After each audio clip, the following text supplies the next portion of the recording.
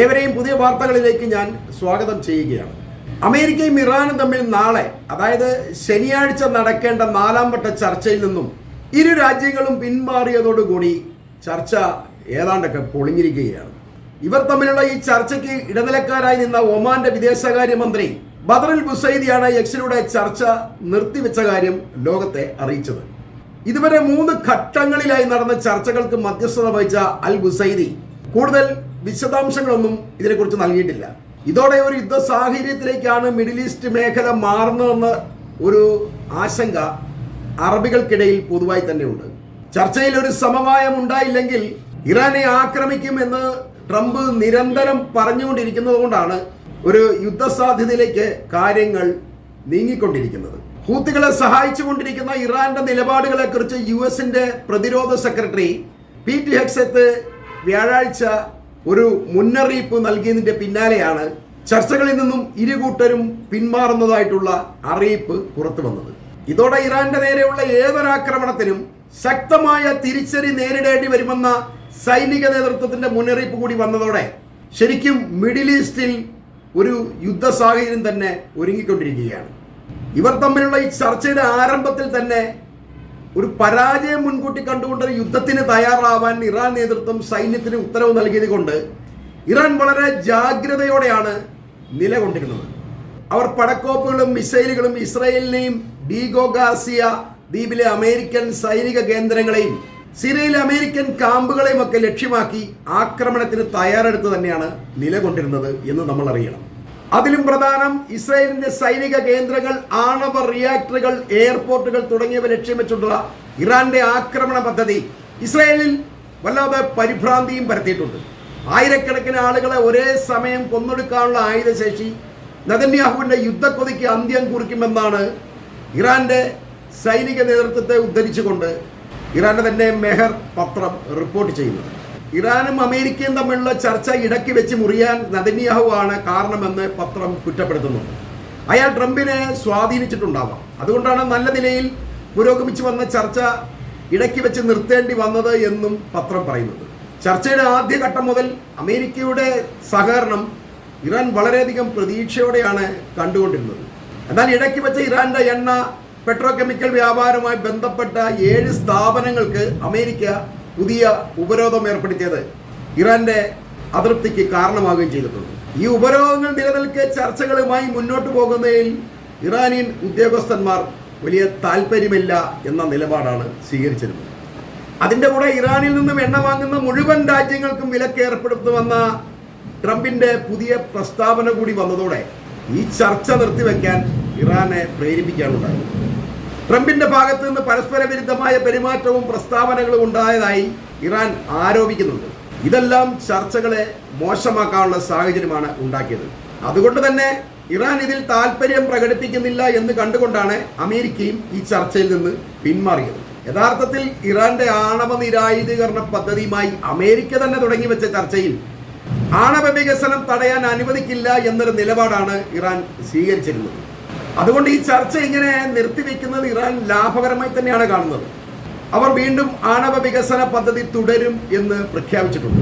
അമേരിക്കയ്ക്കോ ഇസ്രായേലിനോ ആക്രമിക്കാൻ കഴിയുമെങ്കിൽ അവർ ആക്രമിക്കട്ടെ എന്ന ഒരു നിലപാടാണ് ഇറാൻ ഇപ്പോൾ സ്വീകരിച്ചിട്ടുള്ളത്. ഇതിൻ്റെ ഇടയിൽ ഇറാന്റെ ആണവ പ്രശ്നം റഷ്യയും അമേരിക്കയും തമ്മിൽ ഒരു അന്താരാഷ്ട്ര പ്രശ്നമായി ചർച്ച ചെയ്തിട്ടുണ്ട് എന്ന് നമ്മൾ അറിയണം. എന്നാൽ ഇറാന്റെ ആണവ പ്രശ്നത്തിൽ ഇറാന്റെ അഭിപ്രായമില്ലാതെ ഒന്നും നടക്കില്ല എന്ന നിലപാടാണ് റഷ്യ സ്വീകരിച്ചിട്ടുള്ളത്. ഇത് ട്രംപിനെ വല്ലാതെ നിരാശപ്പെടുത്തിയിട്ടുണ്ട് എന്ന് മനസ്സിലാക്കണം. ഹൂത്തികൾക്കും ഹമാസിനും ആയുധങ്ങൾ വിതരണം ചെയ്യുന്ന ഇറാനെ ആണവായുധങ്ങൾ വികസിപ്പിക്കാൻ അനുവദിക്കില്ല എന്ന ഒരു നിലപാടാണ് ഇസ്രായേലും അമേരിക്കയും എടുത്തിട്ടുള്ളത്. ഇറാൻ 2 തവണ ഇസ്രായേലിനെ ആക്രമിച്ചതിന് ശേഷം പകവീട്ടാൻ മാർഗമില്ലാതെ ഇറാനുമായിട്ടുള്ള ഏതൊരു അമേരിക്കൻ ചർച്ചകളെയും വഴിമുടക്കാനുള്ള ശ്രമമാണ് ഇപ്പോൾ നെതന്യാഹു നടത്തിക്കൊണ്ടിരിക്കുന്നത്. അതേതാണ്ട് വിജയിച്ച ഒരു മറ്റു തന്നെയാണ് എന്ന് വേണം പറയാൻ. സത്യത്തിൽ അമേരിക്കയെ ഭ്രാന്തി പിടിപ്പിക്കുന്നത് ഹൂത്തികളാണ്. ഗസയെ ആവശ്യാനുസരണം ആക്രമിക്കാൻ, അതായത് നെതന്യാഹുവിന് തോന്നുമ്പോഴൊക്കെ ഗസയിലെ ജനങ്ങളെ കൂട്ടക്കൊല നടത്താൻ ഇപ്പോൾ തടസ്സമാകുന്നത് ഹൂത്തികൾ മാത്രമാണ്.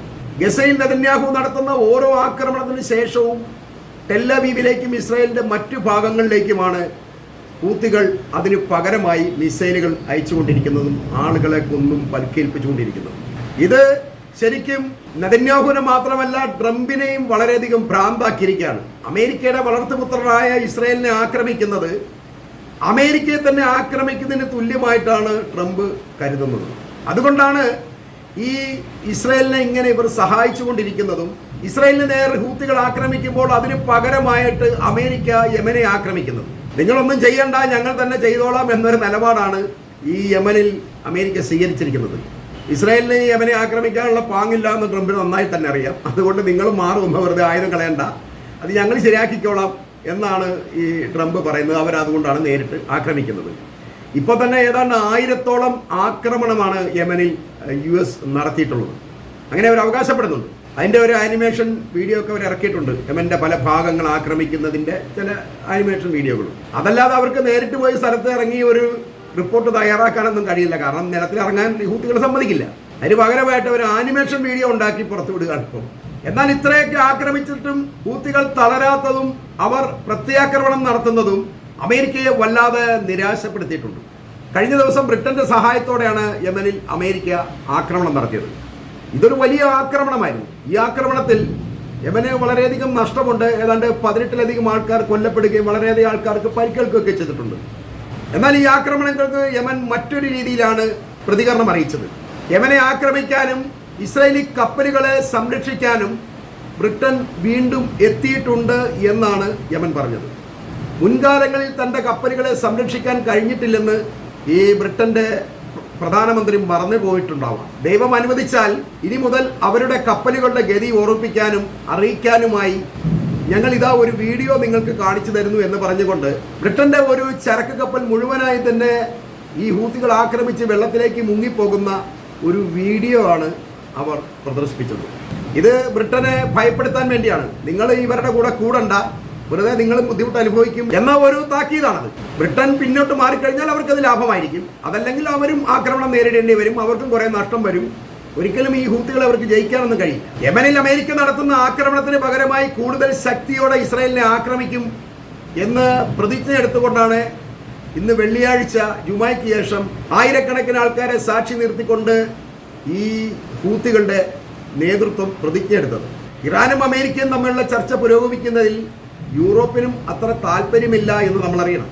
ഇറാന് കൂടുതൽ ഇളവുകൾ നൽകുന്നതും അവരുടെ ആണവ സംവിധാനത്തിൽ വിട്ടുവീഴ്ചകൾ ചെയ്യുന്നതും കൂടുതൽ അപകടമുണ്ടാക്കും എന്നാണ് യൂറോപ്യൻ രാജ്യങ്ങളായ ഇറ്റലിയും ജർമ്മനിയും ഒക്കെ ഈ ട്രംപിനെ താക്കീത് ചെയ്തത്. ഇതെല്ലാം ഇറാനുമായിട്ടുള്ള ചർച്ചയിൽ നിന്ന് വിട്ടുനിൽക്കാൻ അമേരിക്ക കാരണമാക്കിയിട്ടുണ്ട്.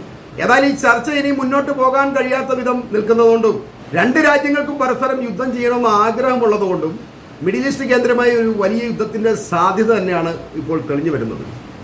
ഈ അവസരത്തെ ഇരു രാജ്യങ്ങളും അവരവരുടെ ശക്തി പരീക്ഷണത്തിലുള്ള അവസരമായിട്ടാണ് ഭരണകൂടങ്ങൾ കണ്ടുവരുന്നത്. ഇവരുടെ ഈ ശക്തി പരീക്ഷണത്തിനിടയിൽ പട്ടിണിയും പരിക്കും മരണവുമായിട്ട് പൊരുത്തപ്പെടാൻ ജനങ്ങൾ തയ്യാറാവുകയല്ലാതെ മറ്റ് നിവൃത്തിയൊന്നുമില്ല എന്ന് പറഞ്ഞുകൊണ്ട് തന്നെ ഞാൻ ഈ വീഡിയോ ഇവിടെ അവസാനിപ്പിക്കുകയാണ്.